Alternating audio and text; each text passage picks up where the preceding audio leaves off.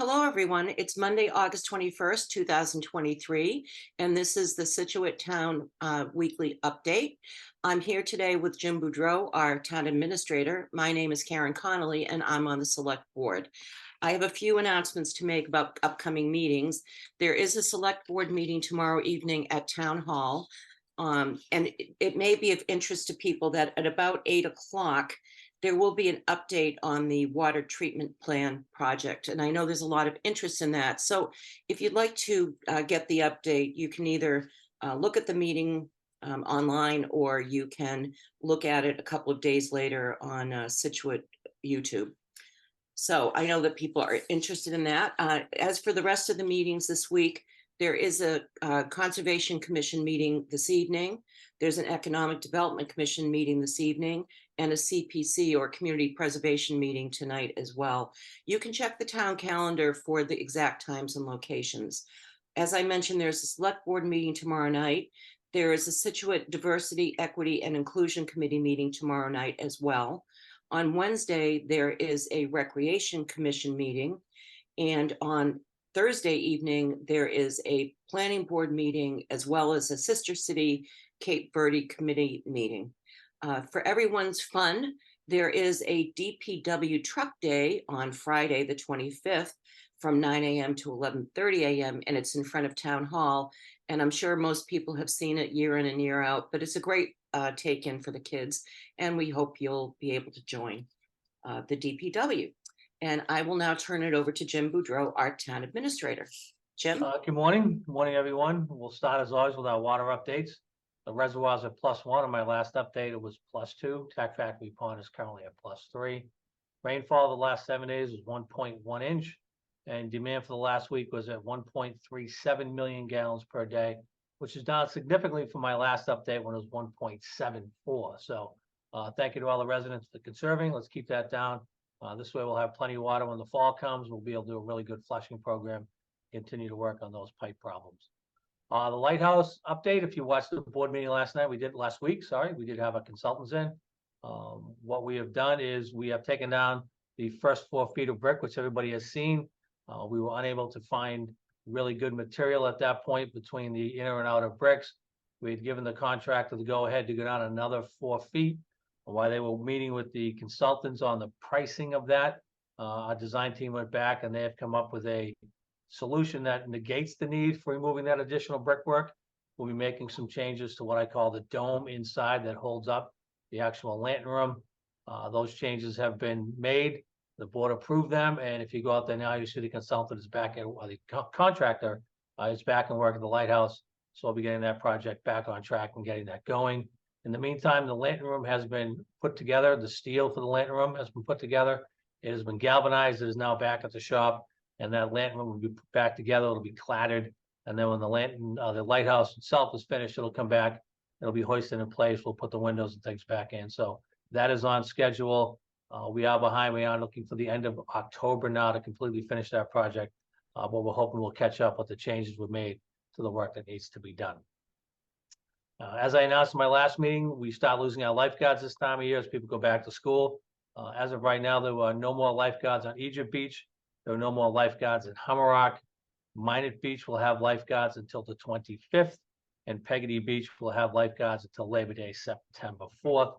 Also, the recreation fall brochure is online. Sign up for recreation is August 31st at 9 a.m. Those popular classes fill up soon, so please make sure you get on and register for the classes that you want to get into. The I&I work continues down by the ocean. The contractor will be doing lateral work this week. Maple, Otis, Egypt, Ridgefield Extension, Seaview, and Scituate are all streets and avenues that the contractor will be doing work on this week.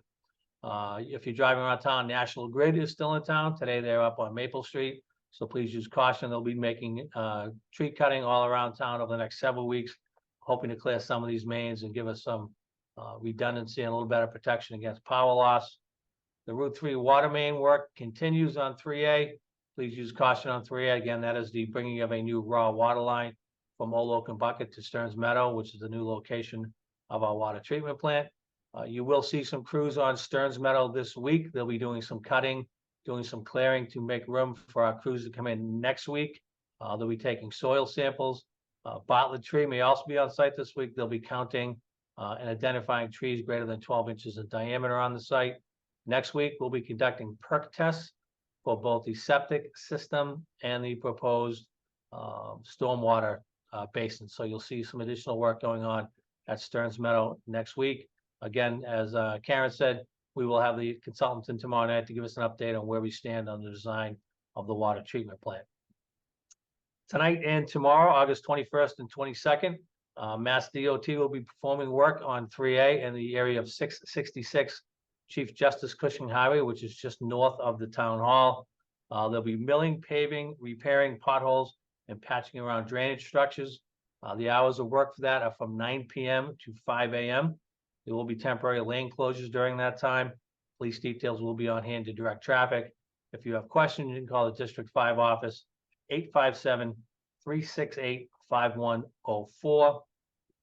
At the police station, the Dana-Farber mammography van, the Board of Health is pleased that we'll be hosting that on Tuesday, September 12th from 7:30 to 3. I'm sorry, that's going to be at St. Luke's Episcopal Church across from Town Hall.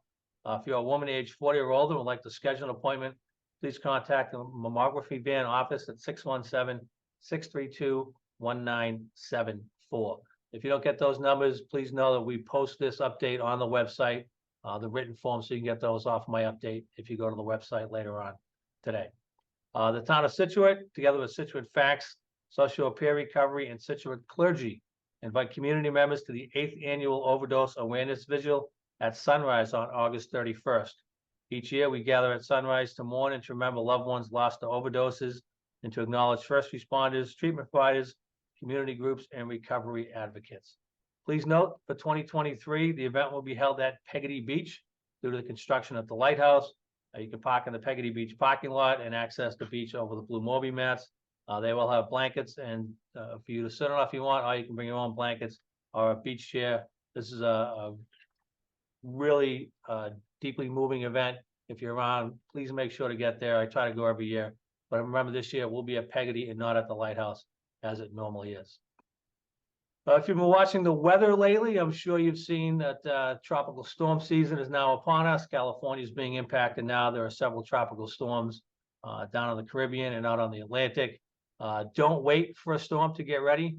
If you go to the town webpage, situatema.gov, and click on the emergency preparedness icon on the homepage, you'll get all kinds of information and links to how to prepare for various emergency situations, including hurricanes, wind events, heat events, snow events, things like that. Don't wait to get ready. When the storm comes, it's too late. So if you get a chance, check those out now and start preparing for when tropical storm season starts to impact us. Hopefully not at all, but we know we'll get something later on this fall. So please go and take a look. I know nobody wants to hear it, but both the Farmer's Almanac and the Old Farmer's Almanac, yes, they are two separate books, are predicting snowier than normal winters for the Northeast this year. So get the shovels ready and get ready for winter, but hopefully everybody's going to be around and we'll be fine. But we do have a tremendous amount of information, excuse me, on the town website under that emergency preparedness button. So please take a look and make sure you are prepared for any storms that may be coming. Scituate Food Pantry continues to ask for donations. They're deeply indebted and grateful to the generosity of the community and its donors. The pantry's numbers have been increasing each and every week through the summer. If you can, please consider picking up one or more of the following most needed items when you do your grocery shopping. They would really appreciate it.